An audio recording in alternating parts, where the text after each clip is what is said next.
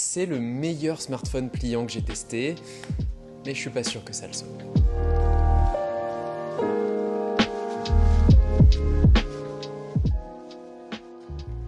C'est le nouveau Galaxy Flip 6, la toute dernière cuvée du smartphone à clapet emblématique de Samsung. C'est l'aboutissement de 6 générations qui sont passées de démos techniques en 2019-2020 à véritable outil aujourd'hui. Et pourtant, je pense que si en 2024 les forces de ce format n'ont jamais été aussi évidentes, paradoxalement, ses faiblesses le sont également, et il faut qu'on en parle. Vous regardez Nightech, c'est Thomas, ça fait 2 semaines que j'utilise le Galaxy Z Flip 6, et aujourd'hui il faut qu'on débriefe. Tout de suite après un mot de notre sponsor, Spigen. Spigen, c'est un accessoiriste de référence, toujours le premier à sortir des protections de qualité pour vos nouveaux appareils, et le Flip 6 ne fait pas exception. Pour la meilleure protection, Spigen propose la Tough Armor Pro, une armure complète qui va jusqu'à couvrir la charnière du Flip.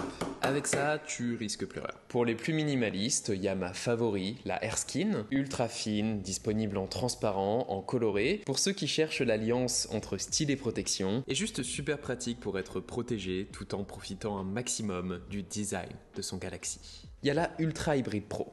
Elle aussi couvre la charnière, et elle est disponible dans cette jolie édition 01 qui révèle l'intérieur du Flip. Très joli, c'est une bonne touche de fun et de design. Et bien sûr, Spigen c'est également des protections d'écran ultra malignes, les Glaster, fournis avec un applicateur pour éviter les galères d'installation et les bulles. Spigen c'est une valeur sûre si vous cherchez une protection de qualité à prix raisonnable. N'hésitez pas à aller checker en utilisant mon lien en description. Merci à Spigen et on revient à la vidéo.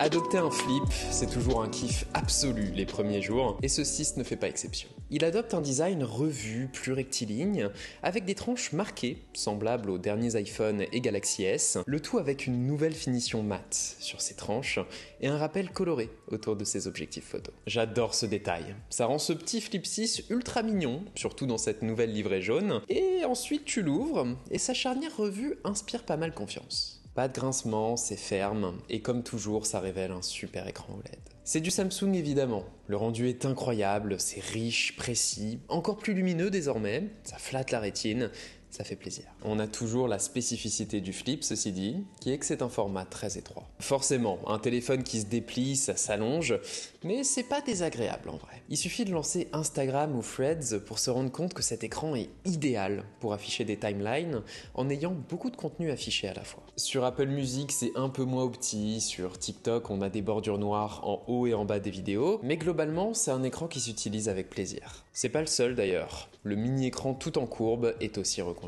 Bon, c'est dommage qu'il ne recouvre pas tout l'avant façon Motorola Razr, mais je trouve son expérience plus cohérente et maîtrisée.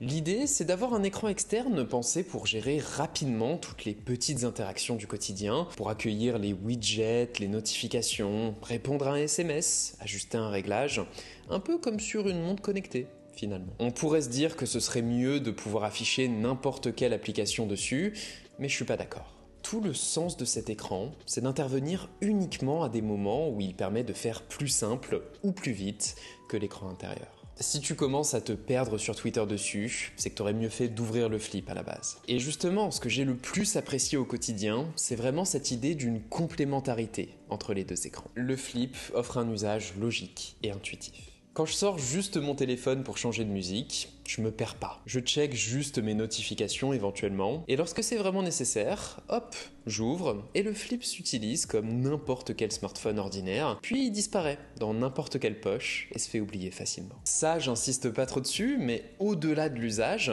c'est quand même un plaisir de plus avoir de poche de pantalon déformée par la taille de ton téléphone. Quand on se dit que 90% du cycle de vie d'un smartphone, c'est quand même de passer son temps dans ta poche, le fait qu'il le fasse avec confort, c'est pas rien. Mais justement, au-delà de ça, la force du Flip, c'est qu'il n'a pas que son format pour lui.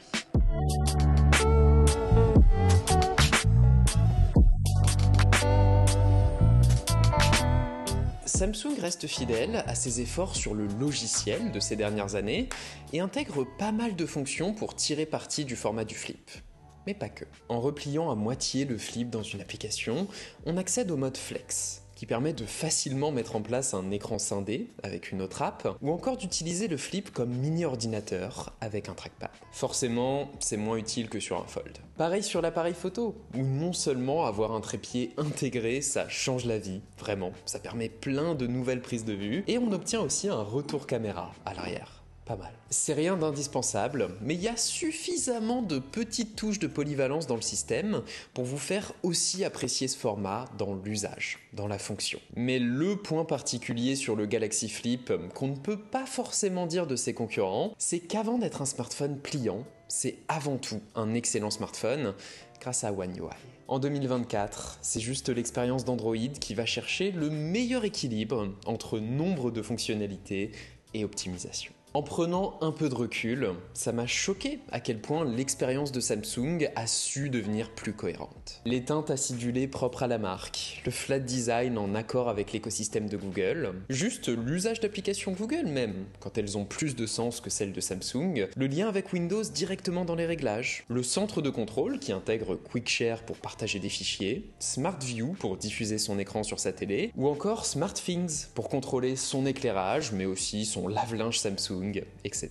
Alors oui, c'est pas toujours aussi évident et bien pensé que chez Apple, mais Samsung est le seul constructeur qui va aussi loin et qui réussit à le faire avec autant de maîtrise. Et aujourd'hui, One UI, c'est aussi l'intelligence artificielle sur smartphone la plus avancée qui soit disponible en Europe. Il y a énormément de fonctions aujourd'hui. Honnêtement, je m'y perds un petit peu, mais je pense que c'est l'esprit du truc. L'idée, c'est pas forcément de tout utiliser, mais d'utiliser ce qui a du sens pour toi en tant qu'utilisateur. Perso, il y en a une dont j'ai du mal à me passer, c'est l'assistant d'écriture. Il s'agit d'une suite de fonctions disponibles sur le clavier Samsung que tu peux utiliser à n'importe quel moment pour écrire un paragraphe à ta place, pour reformuler un message. Je travaille dans la communication, donc c'est une intégration qui fait toute la différence pour moi. Et vraiment, le Galaxy Flip est le seul smartphone à clapet à proposer une expérience si riche et maîtrisée, et à le faire en garantissant 7 années de mise à jour. Mais justement, cette maîtrise fait ressortir les faiblesses qu'il reste sur ce format d'appareil et que je suis pas sûr qu'on pourra réparer avec le temps.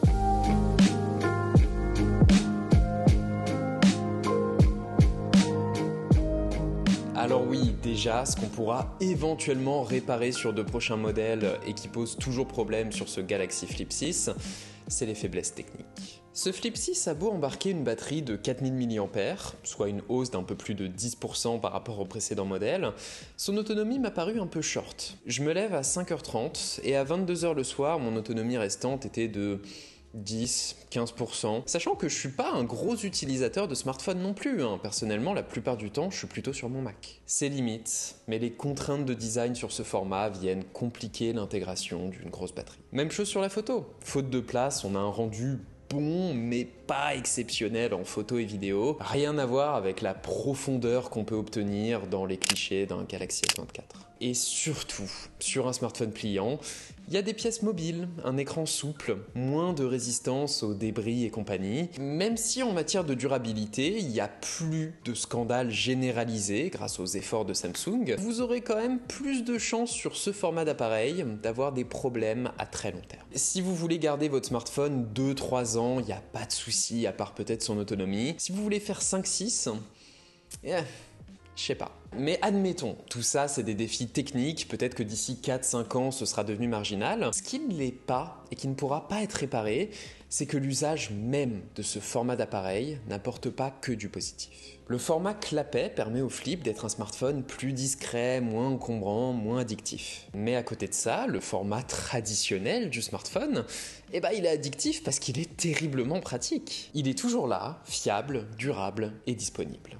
Tu t'en saisis et t'es dedans sans avoir aucun autre geste à faire, ni aucune question à te poser, où que tu sois. Que t'aies une main disponible ou deux, 20 secondes de dispo ou 1 heure. Le Flip à côté, déjà c'est un smartphone compact qui est très difficile, voire impossible à utiliser à une main. Si tu marches à la rue avec un sac dans la main ou que t'as un café ou ton ordi sous le bras, peu importe, tu vas devoir faire une sacrée gymnastique pour aller au-delà de son écran compact. Et même au-delà de ça, devoir déplier mon smartphone presque à chaque usage, ça a du positif. J'ai apprécié la chose sur 2-3 semaines, mais en fonction de votre usage, faut avouer que ça peut devenir chiant sur le long terme. Perso, je suis très connecté, donc je me dis que sur le long terme, c'est plus un désavantage qu'autre chose, pour moi. C'est là que ça coince. C'est pas un problème de technologie, ça ne retire rien à l'exploit technique que représente un écran pliant, c'est un problème d'usage. Oui, le Galaxy Flip 6 est de loin le meilleur smartphone pliant que vous pouvez acheter aujourd'hui. Il offre l'expérience la plus cohérente et c'est un produit abouti. Mais il n'empêche que le pliant en lui-même, c'est davantage une nouvelle option intéressante que le nouveau choix par défaut.